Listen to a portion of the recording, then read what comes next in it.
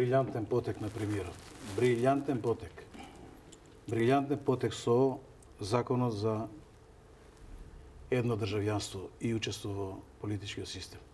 Брилјантен потек на многу елегантен начин ќе се пресмета со сите што се лево, десно, север, исток, запад, југ, било каде. На елегантен начин, без да има потреси во партијата, башка половина од СДСМ ќе се распаѓа по таа основа и мислам дека ќе имаме едно сериозно прочистување само да се додржат до крај да се донесе закон. Добро, предлог СДСМ нели за извршната власт да се однесува тоа? За сите. Да, за сите. Кој сака се сложуваме на масава сите за тоа, дека само ако ми дозволите само да го завршам една.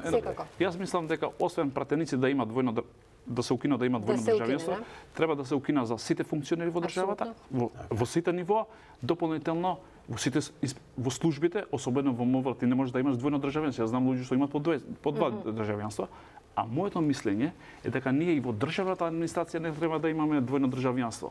Како можеш ти да се вработиш во државна администрација да имаш избрани и именувани функционери? Сите именувани функционери, да, дополнително и целата јавна администрација, дури добители на услуги, да се знае кој ќе работи во приватниот сектор и ќе мисли за другата држава, а кој ќе заработи само за својата држава. Значи, вие давате предлог сега и во државната администрација. Бидејќи тие што имаат двојно државјанство сегогаш мислат, имат резерва за кого треба да мислат. Ајде го се сложуваме, за очигледно ниеден од нас тука нема двојно државјанство и не само лично, него има држи ова дека треба да се следи, дека следите, само што јас тука не се согласувам дека ќе оди лесно.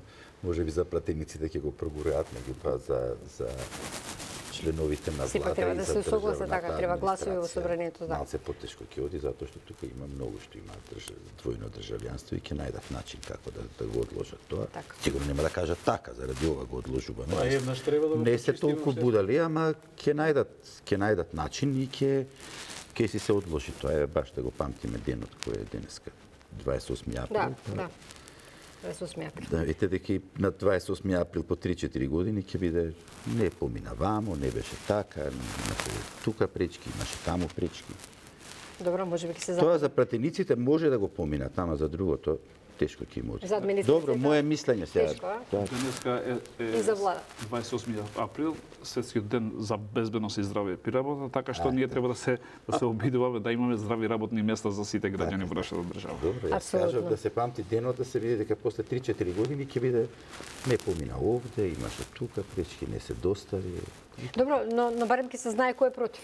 Мислам, барем некои нешта ќе се разјаснат. Така е, да. И да дадеме ветер во грб на владата дека треба по секоја цена да го издействува тој процес, да успее. Добро, требаат гласови, треба да се обезбеди мнозинството. Во ред. Би сакала малку околу ова што е денови актуелно. Излезе едно интервју на известувачот Вајц за Евроньюз Бугарија дека Македонија не ги направила потребните реформи и дека ќе бидат замрзнати дел од средствата што треба да ги земат од планот за раст. Меѓутоа, Вајц вчера за Канал 5 кажа дека не му е јасно зашто тоа интервју е пуштено сега, иако тој тоа го дал пред 2 месеци, како и да е. Денеска ова беше повод и за опозицијата, смета дека не се направени реформи, дека владата освен што не ги прави реформите, ја загрозува, нели, ги загрозува тие финансии, ја загрозува иднината на државата, сака да ја изолира и во тој контекст смета дека и во тој не сака да ги направи уставните измени. Вчера ДУИ има иницијатива дека ќе најавија всушност дека ќе собираат потписи за да се отпочне процедурата за уставни измени. Па јас би почнала сега со господинот Фаризи. Како вие гледате на оваа иницијатива на ДУИ за да се отвори уставот? Први вашата теза. Дали е тоа заради тоа што во претходната влада тие, иако најавуваа дека ќе има 80 претеници, не се собраа тие 80 претеници, па сега сакаат да инициираат процес кој што би ја отворил оваа постапка. Како гледате на ова и дали ќе успеат во таа намера? Поставите две тези. Првата теза на СДСМ дека тие се многу загрижени ако нам не ги блокираат средствата на Европската. Не се тези тоа се ставови од денешната пресконференција на лидерот на партијата Филипче. Јас мислам дека првин тие треба да бидат загрижени тоа што ги краделе тие средства, бидејќи многу десетина или стотини повеќе од тие средства што ги добиваме од Европска унија во нивниот мандат се украдени, односно завршиле во джебовите или на припадниците на СДСМ или на припадниците на ДУИ и веќе има судски процеси за истите. А што се однесува на политичката партија на ДУИ, мислам дека тие се фатени во голем скандал. Луѓето што излегуваат на пресконференција кои ги барат, односно да изјавија дека ќе ги соберат подписите и ќе поднесат во собрание измена на уставот, односно да зборувате за ДУИ сега? Да, за ДУИ, за ДУИ. Истите луѓе кои се фатени, односно за кои имат поднесени кривични пријави и сега за да бидат интересни тие пред граѓаните се обидува на некој начин да кажат големи идеи. Тие големите идеи ние ги знаеме, тоа тие заврши како зелената агенда во минато, така и ова ќе заврши со фијаско, бидејќи тие треба да обезбедат 80 пратеници во собранието, а моментално тие имат 14-15 пратеници, толку имат.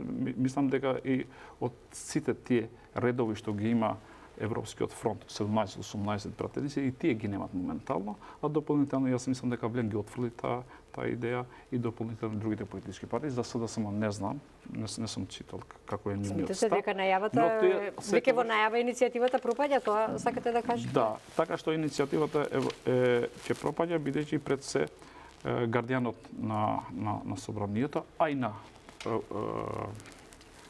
чувањето, односно неможноста да се направат уставни измени е на моќта на ВМРО-ДПМН.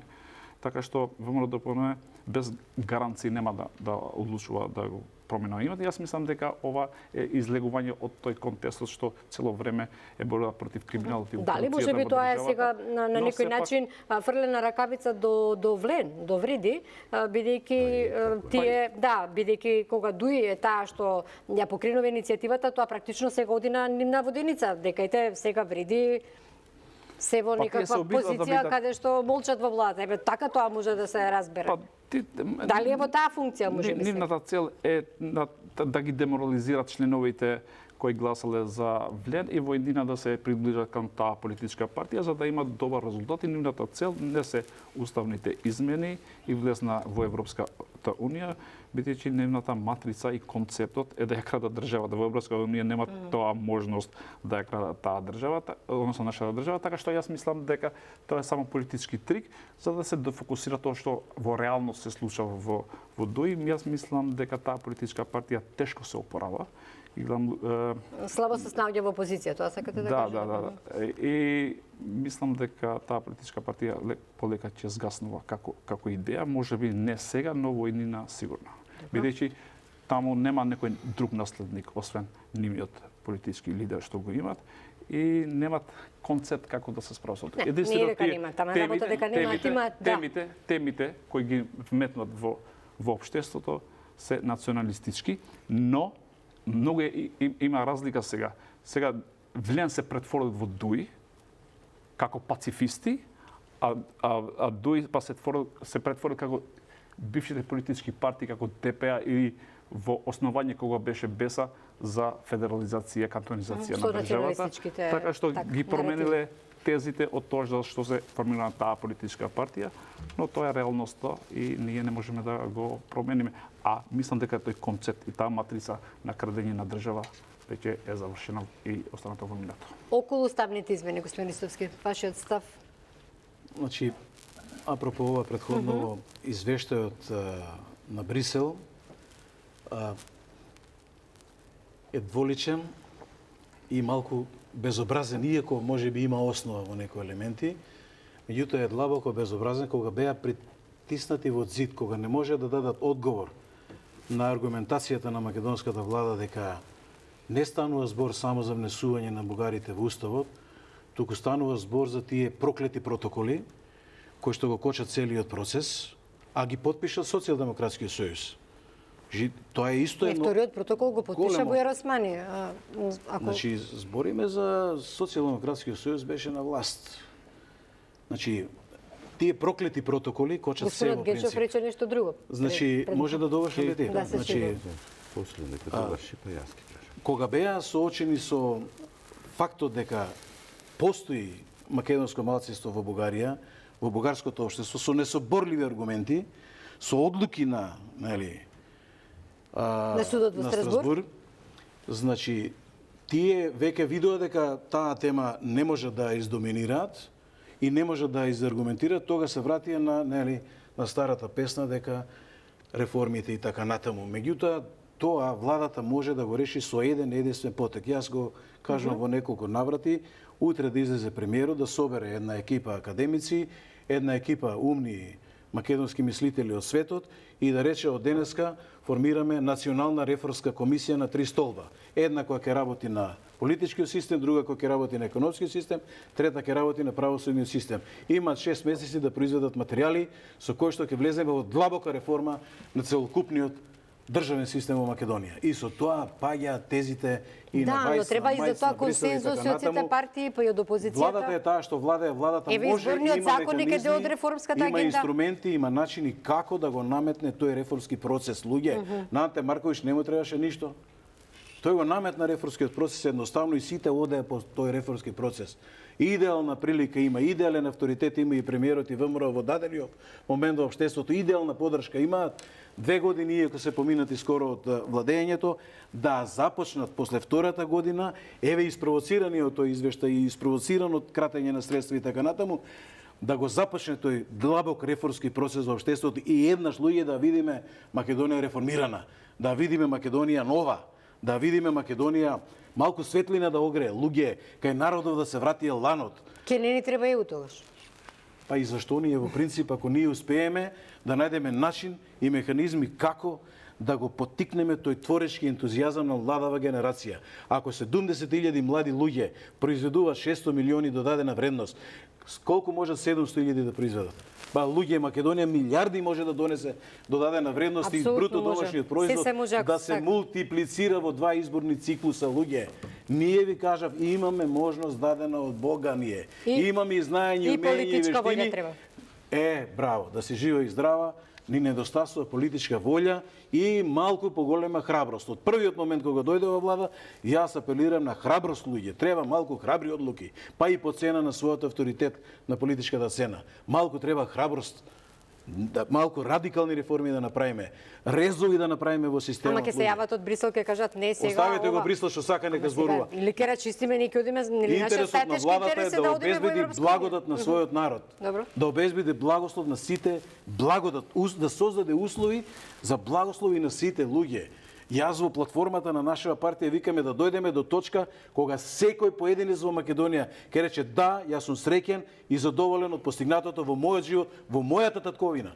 Не во Белгија или во Австралија или во Америка. Во својата татковина. По критериумот колку сме среќни, ќе бидеме подобри од Данска. Па и ќе бидеме, зошто да не сме? Зошто сме толку искомплексирани? Па не сме. Зошто? Да не ни фали интелигенција, да не ни фали разум? Го отруи овој народ со 80 коефициент на интелигенција мајката. По кое мерење? Апсолутно не согласен. Интелигентен е овој народ. Секаде успева, само му треба систем и му треба слобода. Запамтите, луѓе, слобода. Слободата на умот е таа која што твори. Ако овие 70.000 млади луѓе сега ги ограничите и им ставите капак во теглата, ќе видите дека за 2 години ќе уништите се што е младо во Македонија творечко. Слободата е најголемото кредо на секој човек. Господинот Генчев. Добро, неколку тези се развија тука. Имам јас доста што да кажам, се надам дека да, почитуваме времето сепак за да има време за сите. Да, уште едно прашање имам за крај, таман да завршиме. Да, добро. Прво, Вајц преминува во еден вид контраверзна личност. Значи, еднаш прво кажува дека протоколите не треба да се почитуваат. Потоа сега излегува со едно интервју кога било дадено, дали пред 2 месеци, дали пред 1 месец. Во однос на протоколите, ставот е тој побара од Советот на Европа да утврди дали вториот протокол дел од тие билатерални. Вајц беше херој пред некое време, бидејќи побара да утврди Советот на Европа, односно комисиите, дали се протоколите валидни, дали треба да се земат како процес во понатамошниот преговарачки тек. Сега одеднаш дава друга изјава, каде што вели дека реформите не се во ред. Вака, слушајќи ги тука соговорниците, посебно Љупчо, јас многу би сакал таа национална реформска комисија што ќе се формира. Многу би бил среќен како македонец, меѓутоа таа национална реформска комисија што еве да речеме кога би оделе по патот дека нас не ни е потребен Брисел и дека не ни интересира што ви кажа. Дека не ни е потребен. Меѓутоа, во таа национална реформска комисија ви влегле они етнички македонци или етнички албанци. Молам? Во таа национална реформска комисија. Се што е интелектуален потенцијал на државата. Се. Јас не ги гледам дали е некој албанец. Таа треба да се залага за влез на Македонија во Европска унија. А зошто да не? Добро, тогаш дали се коси едно со друго? Таа национална реформска комисија. Александар, кој води? Ние треба да водиме, а не Брисел да не води. Треба да каже во 2030 година според текот на демографијата во Македонија колку ќе биде процентот на македонците. Дали таа национална реформска комисија? Неважно. Неважно. Според мене македонците се доминантни во дадениот момент како население. Македонскиот народ е државотворен народ и каде е проблемот? Јас се согласувам, не е проблем. Македонците во овој момент се доминантни. Тоа не ги ограничува ни албанците ни другите да творат. Многу би сакал да е тоа како што велите вие, меѓутоа бројот на доминантни, ако се гледа на пример по број на родени деца во Република Македонија од 1971 како се движи до 2021 ги имам извадено. Зборот доминантен многу би сакал да е така како што велите вие, дека македонците сме доминантни, но еве само околу доминацијата 1971 година македонци број на родени деца 61,8%, на албанци 23,7%. 1981 тотални податоци со полна одговорност пред јавноста, 1981 56% се намалува за 5% бројот на родени деца македонци, албанци 29,8%. 1991 доминантната наша нација, што многу би сакал да е така и многу би бил, да речам, да се сложам со вас, 1991 година бројот на родени македонски деца 52%, бројот на албански родени деца 33,6%, 91. 2001 година бројот на македонски деца 46,3%, бројот на родени македонски деца паѓа под 50%. Ова никој не го кажува, не треба да го кажувам ни јас, зашто со ова само си создавам негативитет, само си создавам непријатели. Подобро е да кажувам колку сме ние моќни, силни и така натаму, за да си немам проблеми. Но бројките еден ден ќе не стават пред судот на историјата. По 20, по 30 години некој ќе треба да зборува зошто сме требале да влеземе во Европска унија, кои се причините, само да довршам. 2001 46,3% родени македонски деца, 35,4% албанци, 2021 година исто 46 со 35. Јас многу би сакал ќе ме прашате. Значи, кога зборуваме за нашата доминација, ова не е Франција, ова не е Англија. Јас многу би сакал да бидеме ние сите среќни и да бидеме сите ние да не ги гледаме овие работи. Меѓутоа, кога веќе ни е дадена можност да излеземе и да ги кажуваме работите, според мене, демографските процеси и каде одиме и нашата самоувереност може да ни се удри многу од глава.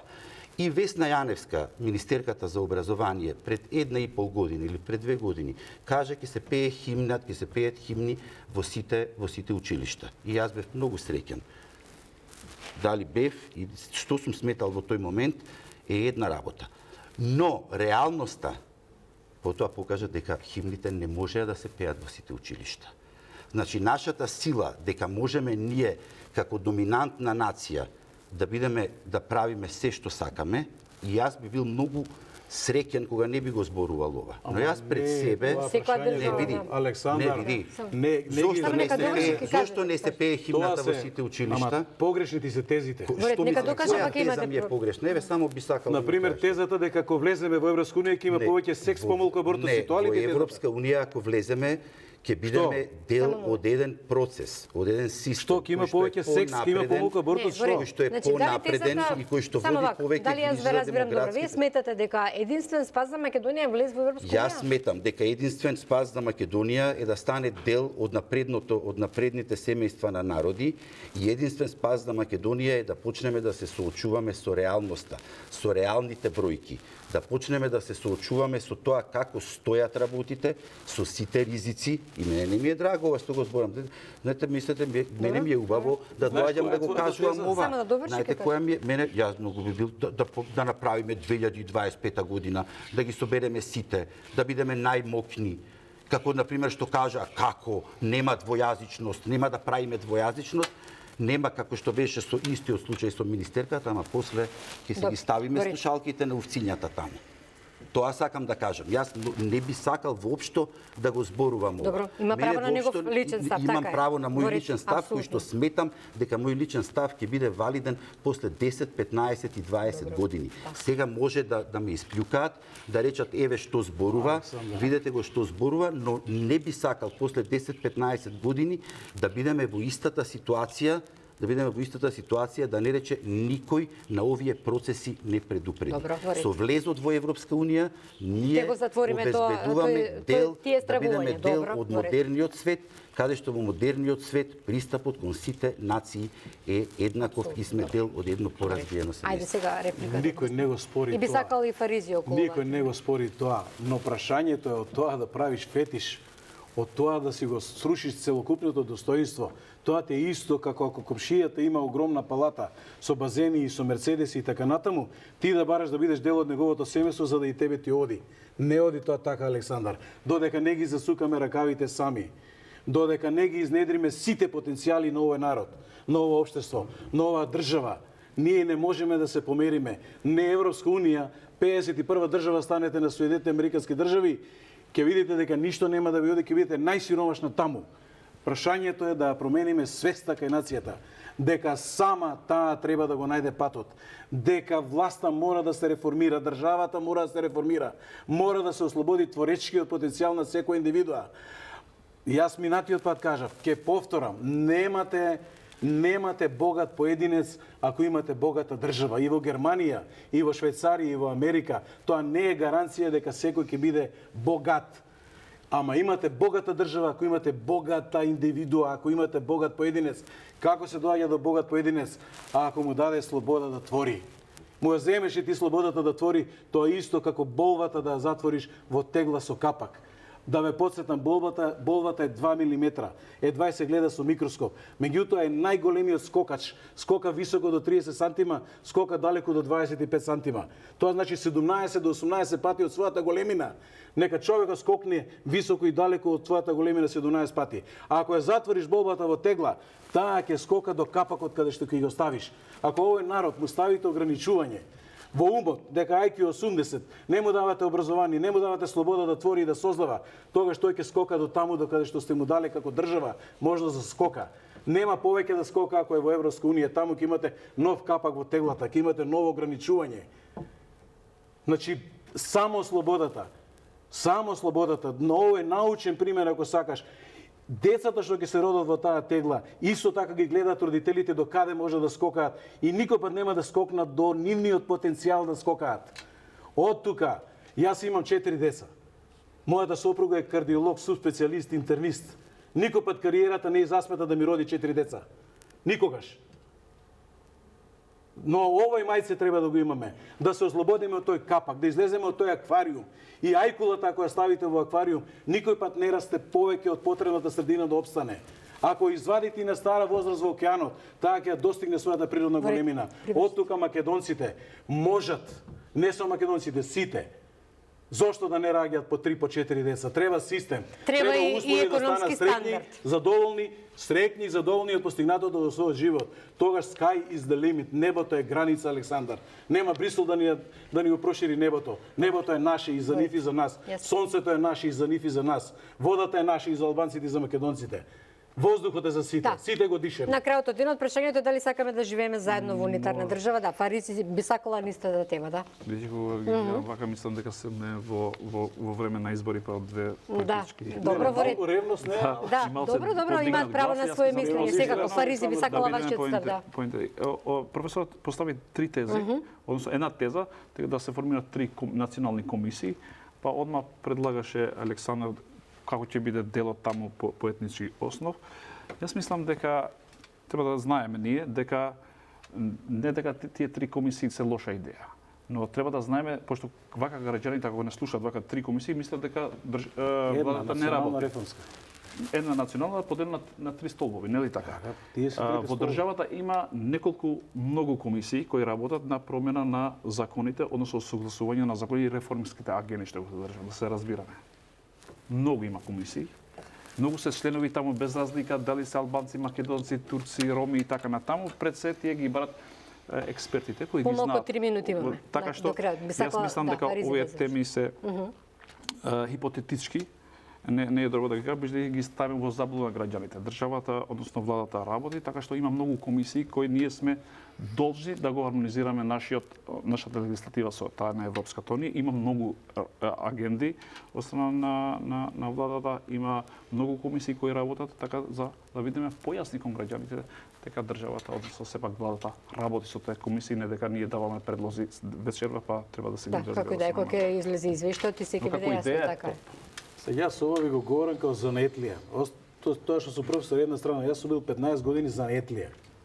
Државен советник сум бил во владата. Јас за тие 15 години не видов заокружен концепт на длабока темелна државна реформа. И сега не го гледам тоа. Тук, там, поединечни реформски процеси во тој сектор не е, национална реформска агенда. Таа национална реформска агенда треба да го потресе општеството во темел, да се здрмаат основите на. Еве неколку закони сега во пакетот за администрација ако зборуваме има, сега ќе видиме што ќе најбош. Храбро само треба, храбро. Секоја реформа што се прави во нашата држава мора да има зелено светло од страна на Европската унија, тоа треба да биде јасно. Да, бидејќи таму не мора да има светло. Јас се согласувам. Наша насочна потреба. Јас се согласувам. Јас секогаш во емисиите. Наша насочна потреба е да се реформираме. Не на Брисел, наша. Брисел треба да не следи во тој процес. Како може да ви помогнеме? Како да сме подметнато рамо, подадена рака Македонија да успее во овие нејзини реформски зафати? Тоа е задачата на Брисел. Па ние треба Па не да ми стави оглавник да ме води. Затоа јас во секоја дебата кажам дека ние реформите треба да ги правиме врз основа на нашата историја и традиција што го имаме, бидејќи ние не можеме ни да бидеме шваѓанец ни норвеѓанец, ни германец. Спрема нашите услови да се можеме подобри да бидеме. Може да биде добро, ние имаме традиции кои што е многу подобри од нив. Но ние сега треба да решиме или треба да ги правиме тие реформи кои не се потреби за нашето општество, без да го консултираме Европската унија и да излеземе од нивната рамка, но тоа е ризично за нека станат партнери во процесите со нас. Само партнери да станат. Да подметнат рамо да подадат. Нова ситуацијава, условите се диктираат од Брисел. Може да сакат дома кај нив, овде не може. Тие сакат да бидат не над нас, не со нас. Тоа. Да, и само бидејќи сме на крајот од емисијата Фаризи околу ова што го зборуваше господинот Гинчов за албанците, да, за растот. За броката. Само бидејќи забравив овој другиот дел на Александар му кажам, Александар, кога јас сум бил прваче, сме биле 40 деца со две паралелки, прва година, значи прваче. Пред 2 дена пиев кафе со бившиот директор од селото, таму кај јас имам потекло, и ми каже дека сега алармантно е, 13 деца имат само. Од 40, 13, да, за албанци. Така што јас мислам дека паѓањето на наталитетот не е само кај македонците, туку и албанци. Дури екзодусот, само ти кажам дека екзодусот на албанците ќе биде после 15, 10 или 15 години. Добивате да речам поени кај македонците. Јас само сакам да кажам, не само малце, мора да добиете вака. Значи јас не би сакал. Значи ова сега околу бројките. Околу бројките, тоа е негов став. Меѓутоа, еве уште една емисија дајте ми. Може, значи само малку да ви кажам. Бројките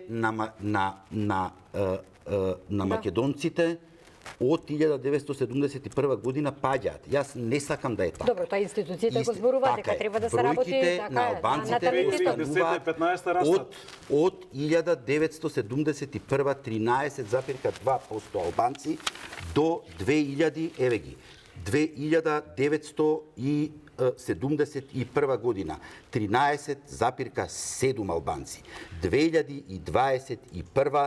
2021 со пописот плюс минус околу сето тоа. Значи нашата утеха дека се спуштени ролетните, дека се селат е добра воколку е вистината. Таа не е точна. Бројот на запишани гласачи во Гостивар расте. Бројот на запишани гласачи во Пехчево се намалува. Многу би сакал да дојде некој да ме демантира и да рече Александар, не е точно. Бројот на запишани не колку ќе дојдат во Тетово и во Гостивар е пораснат, не колку ќе дојдат. Тоа што ние се тешиме, тоа што ние не го кажуваме. Бројот на гласови кај албанските партии, заедно ДПА, ДУИ и Влен е постојано од 130 наспроти 90, 140 наспроти 90.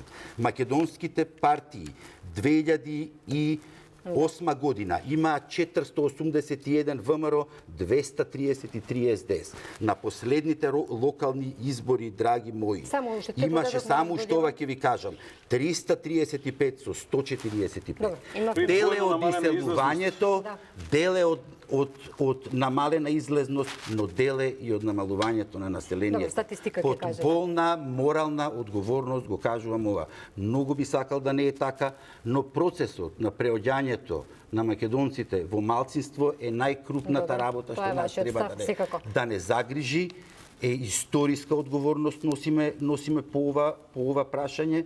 И овој процес треба да биде првиот кој што ние треба да излезе ману, треба да излегува тоа да го збори. Не јас тука. Живко Попов треба да излезе и да каже со овој раст нас не чека ова или не чека тоа. Што треба да правиме сега, да ги намалиме луѓето? Не треба да ги намалиме, не треба да ги намалиме, не воопшто не треба да ги намалиме. Јас мислам дека треба да го подобриме животниот стандард, па мислам дека ќе расте и наталитетот. Ние треба да се соочиме со реалните бројки. Мораме да одјавиме, ве молам. 2 минути ќе со реалноста, со одиме веќе во друг термин. Ви благодарам многу. Ќе говориме и во некоја следна прилика. Ви благодарам на сите. Почитувани вам што не следевте вечерва, пријатно.